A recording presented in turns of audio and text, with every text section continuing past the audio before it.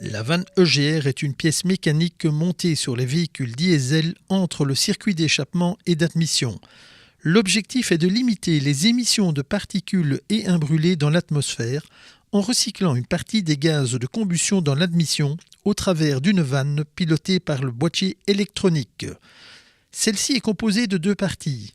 Une première comprenant un refroidisseur intercouleur à tubulure en serpentin qui utilise le circuit de refroidissement de la voiture pour abaisser la température des gaz avant qu'ils ne soient réinjectés dans l'admission avec l'air frais. Et une seconde comprenant la vanne proprement dite.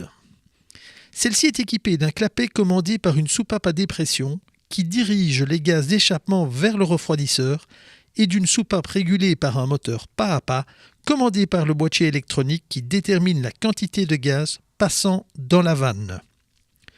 Sur le corps de vanne, il y a deux orifices.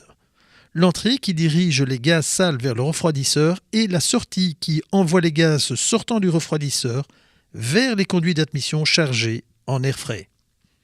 L'inconvénient de ce système est un encrassement irréversible de la vanne et de ses conduits par des gaz chargés en particules qui viennent de la combustion. Le boîtier moteur calcule des débits en amont et en aval de la vanne.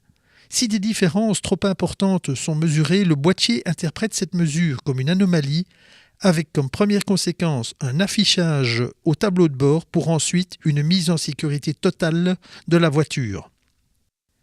Cette problématique est connue des constructeurs. Les usagers, par contre, ignorent le phénomène ou l'interprètent de façon erronée. Une montée en régime plus laborieuse et une augmentation de la consommation sont deux signes avant-coureurs qui apparaissent aux alentours des 120 000 km en conduite majoritairement urbaine. Pris suffisamment tôt, un nettoyage de la vanne et de ses conduits parfois suffit, mais il est toujours difficile de connaître son état sans l'avoir démonté. C'est ce que nous préconisons chez Signa Car Parts. Cependant, quand l'encrassement est trop important, il ne reste plus qu'à changer la vanne. L'avantage d'un nettoyage est d'avoir agi sur la vanne et les conduites, ce que seul le remplacement de la vanne ne peut valider.